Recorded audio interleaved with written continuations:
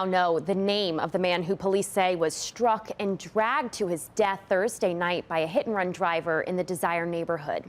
The victim's family now begs witnesses to come forward, saying New Orleans police lack sufficient leads to find the suspect.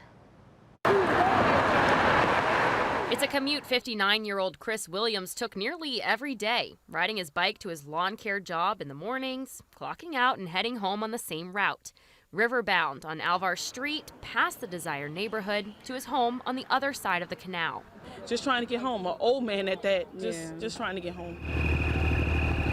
New Orleans police say around 8:30 Thursday night, Williams was walking his bike against traffic when a driver, believed to be in a dark Kia Optima, struck him near Abundant Street, dragged him several feet down the road, and left him for dead. Family members tell Fox 8 that police matched the make and model of the car to a piece of debris left at the scene. The sedan is believed to have sustained front-end damage and is missing a fog light.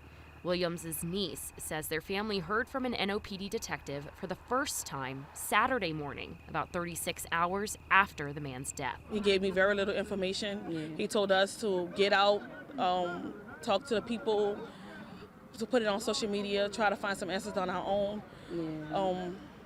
He's at a loss too. He don't know how to move forward because there's very little information that he has as well. She says there used to be crime cameras on that dark stretch of Alvar, but that she's recently noticed they weren't there anymore. I've seen those cameras myself.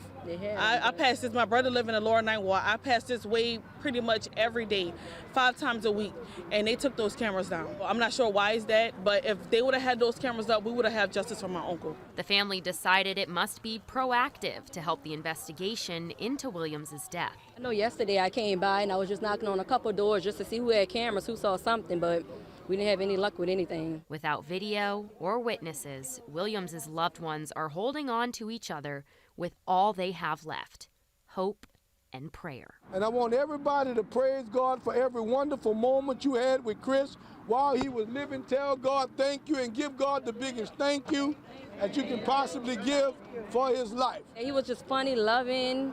Whenever you called him, he's going to answer the phone. He always calling me or her to bring him some food. He was just that uncle, I don't know, that you want to see at parties. You know, he left behind nieces, sisters, brothers, children of his own, grandchildren, and we just all need answers.